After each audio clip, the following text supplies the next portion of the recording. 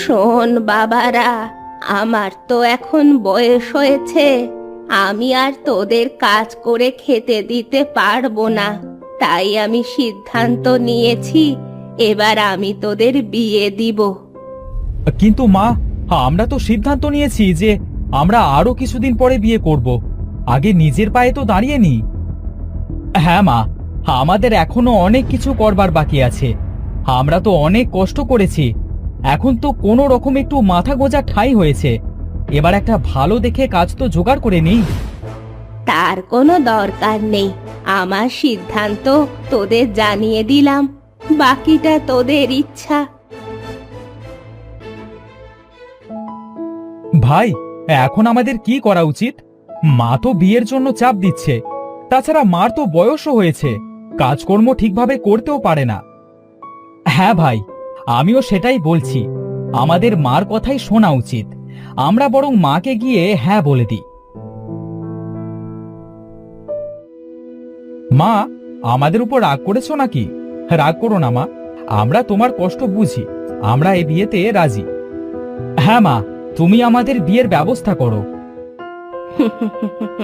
আমি জানতাম তোরা আমার কথা ফেলতে পারবি না, তোদের জন্য তো মেয়ে দেখাই আছে, তবে তিয়াসকে আজই আমি বিয়ে দিব। তাই বলে আজই মা? হ্যাঁ বাবা, তোর রেজা কাকার মেয়ে গৌরীর সাথে তোর বিয়ে হবে।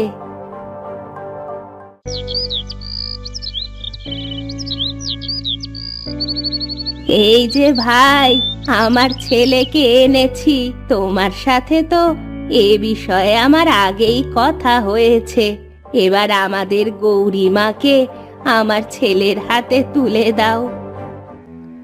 হ্যাঁ, আমি খুব খুশি হয়েছি। তিয়াসের মতো একটা ছেলে আমার মেয়ের স্বামী হয়েছে। আমি নিঃসন্দেহে তোমাদের হাতে আমার মেয়েকে তুলে দিতে পারি।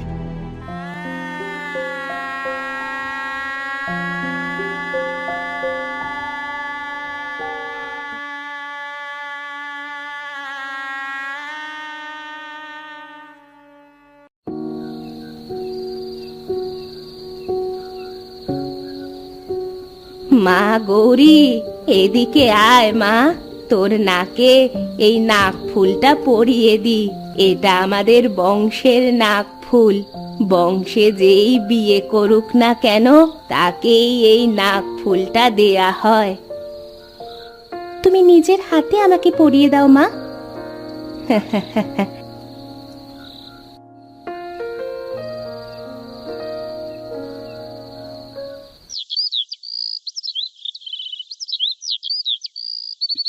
গৌরীমা, ও গৌরীমা, ঘুম থেকে ওঠ এবার মা, ওঠ, এদিকে আমার কাছে আয় মা।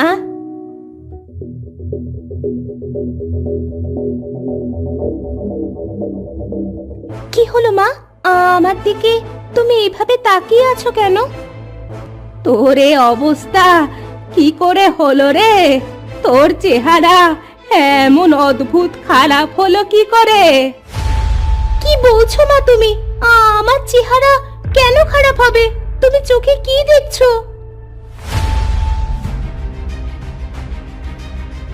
মা, এটা কে? একে তো দেখলেই ভয় লাগছে। আমাদের বাড়িতে কি করছে? বাবা, এই যে আমাদের গৌরী, এর চেহারা এমন অদ্ভুত ভয়ঙ্কর হলো কিভাবে? মা, এবার আমি মানুষের সামনে যাব কিভাবে? আমি যে কারো সামনে যেতে পারবো না মা, আমার এমন চেহারা কিভাবে হলো? বাবা তিয়াস, তুই চিন্তা করিস না, গৌরীকে নিয়ে ঘরে যা।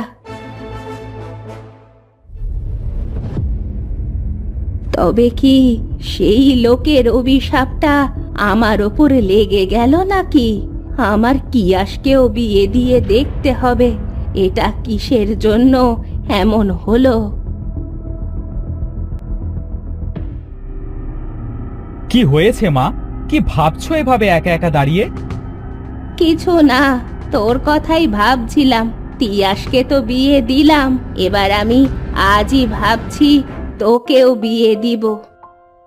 মা, আমার কথা আর কিছুদিন পরে না হয় ভাবো। বড় ভাইকে তো কালই বিয়ে দিয়ে আনলে, আমারটা না হয় কিছুদিন পরে দিও।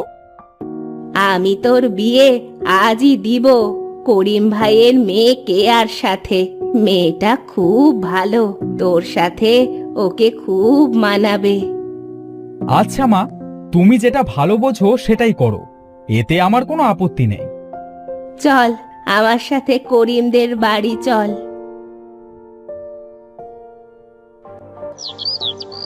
করিম ভাই, তোমার সাথে তো আমার আগেই এ বিষয়ে কথা হয়েছে। আমি আমাকে আমার বাড়ির বউ বানাতে চাই। এতে আমার কোনো আপত্তি নেই। আমার মেয়ে তোমার বাড়ির বউ হবে, এটা তো অনেক ভাগ্যের ব্যাপার। আমি আজই কেয়াকে কিয়াসের সাথে বিয়ে দিতে চাই।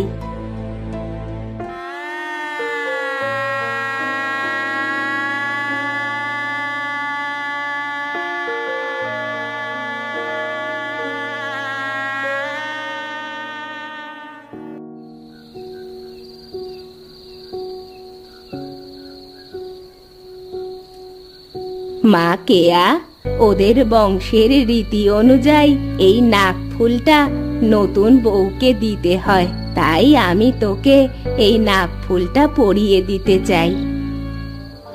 হ্যাঁ মা, এতে আমার কোনো আপত্তি নেই, তুমি নাক ফুলটা আমাকে পরিয়ে দাও।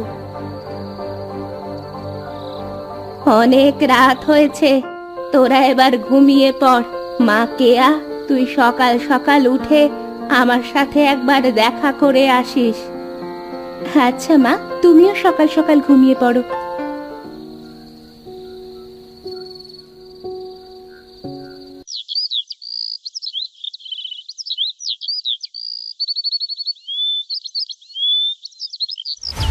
অনেক বেলা হয়ে গেল, মা বলেছিল সকাল সকাল মায়ের সাথে দেখা করতে।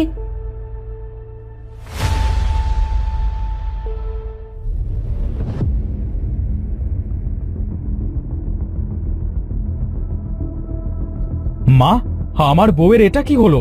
হ্যাঁ, এতক্ষণ তো ঠিকই ছিল, এমন অদ্ভুত খারাপ আকারের চেহারা কি করে হলো?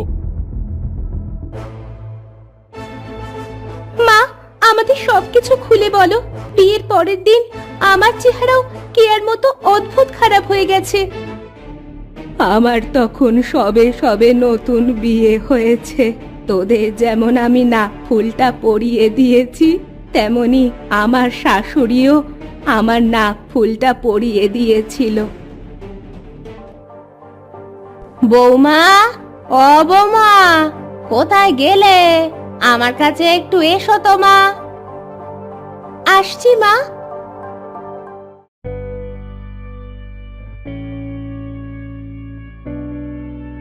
এখানে বসো মা।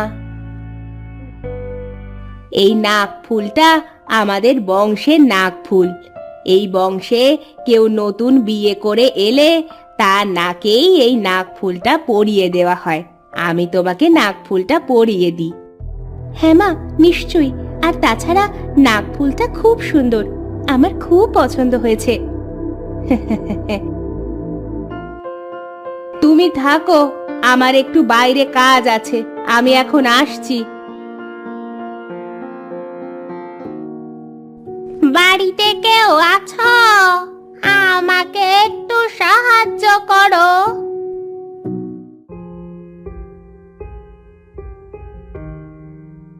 এই নাও, এই চালগুলো নিয়ে বিদেয় হও।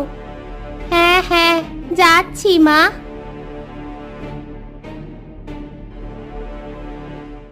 বেশ সুন্দর নাক ফুল তো, তোমার নাকে খুব মানিয়েছে মা।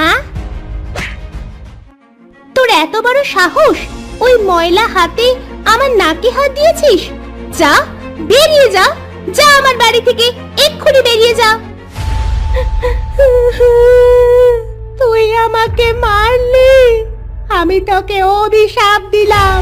তোর বংশে কেউ যদি এই নাক ফুল পরে, তাহলে যেন তার চেহারা অদ্ভুত আকারের খারাপ হয়ে যায়।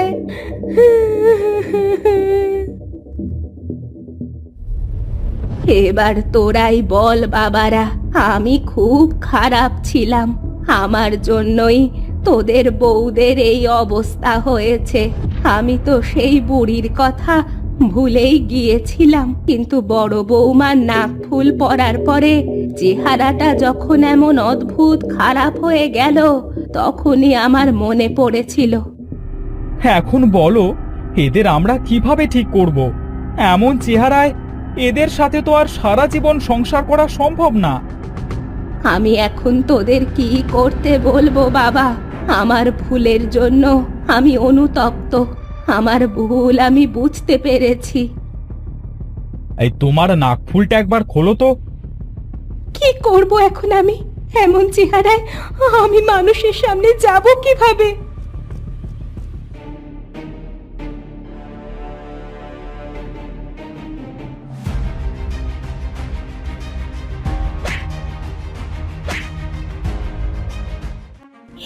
এটা তুই কি করলি বাবা?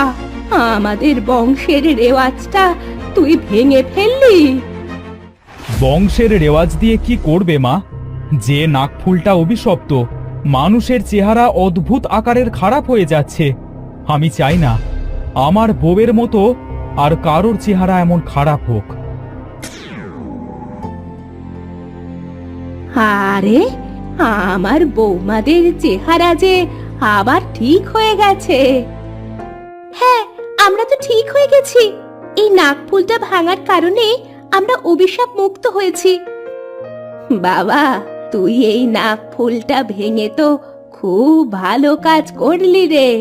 আজ আমি খুব খুশি, অবশেষে আমার বংশটা অভিশাপ মুক্ত হলো।